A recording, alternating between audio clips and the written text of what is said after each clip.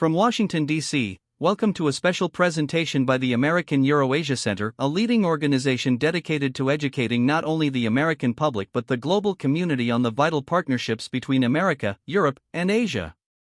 Tonight's special program is entitled Meet a Woman of Courage. Featuring Veronika Tspkalo, a powerful voice for democracy, freedom, and women's empowerment during times of war and repression. Her courageous stand during the 2020 Belarusian election, confronting government threats, uniting the opposition, and sacrificing personal safety has earned her international recognition and multiple prestigious awards. Honored with the John S. McCain Freedom Award, Sakharov Prize, Jean J. Kirkpatrick Award, Luther Prize, Soklich Democracy Prize, Democracy Medal, and the Charlemagne Prize. This evening, we gather at the American Newswomen's Club, Cranford House Mansion, in Washington, D.C.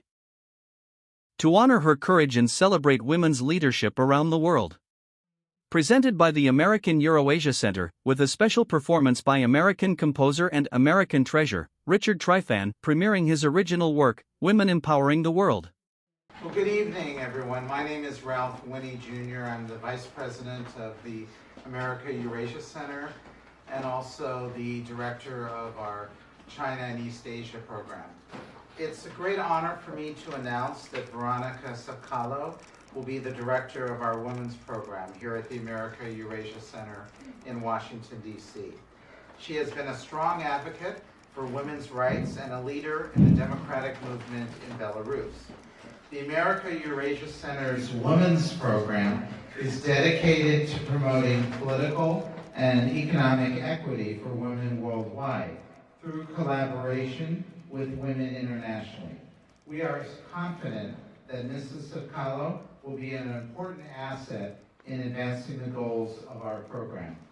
Born in September of 1976, Veronika Tspkalo is a Belarusian political activist known for her perseverance and advocacy for democracy in Belarus, specifically during the 2020 election.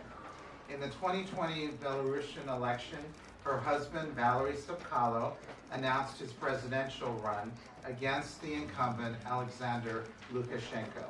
On July 14th of 2020, he was denied registration as a candidate, and the family began receiving threats to their safety from the Belarusian government. The American Eurasia Center proudly continues its mission of fostering global understanding and celebrating extraordinary individuals who shape the world through courage, conviction, and leadership.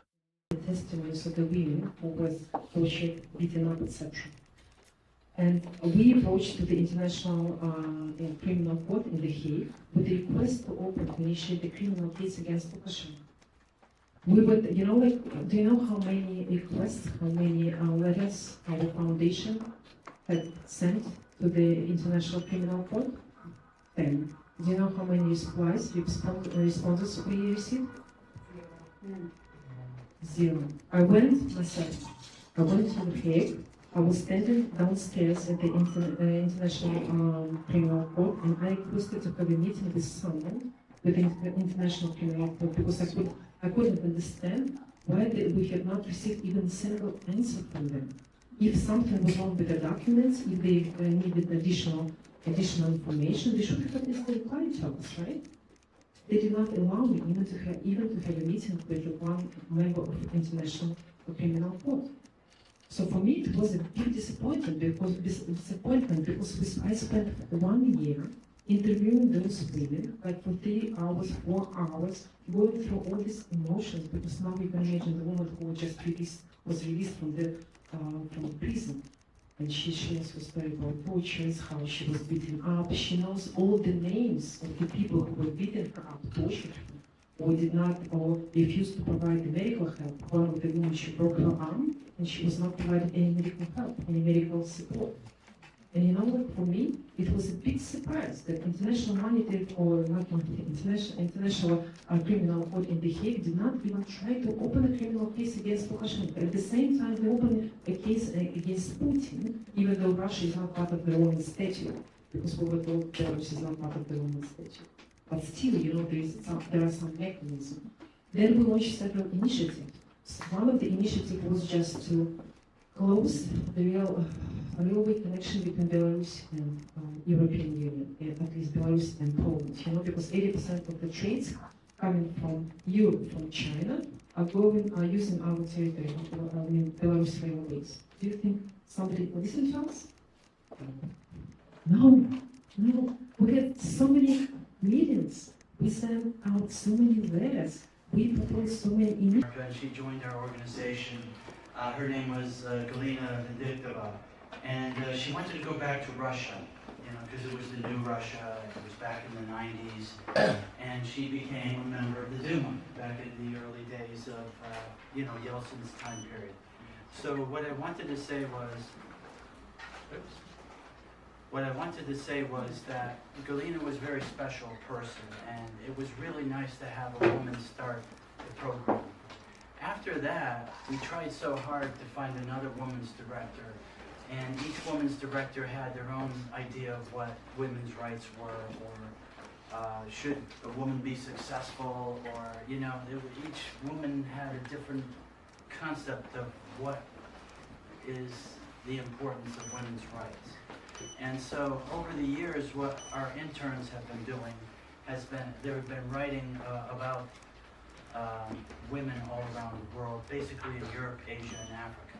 So when you visit our website, you'll see all of our work over the last 20 years we've been writing about women's rights in different countries, Afghanistan, Lebanon, Africa. So it's a great program, we've been doing a lot, but what was really exciting, and I think Dr. Winnie was the person who had met Veronika over at the Victims of Communism Museum. She was given an award there, and once we got together, we were able to bring her on as our women's director.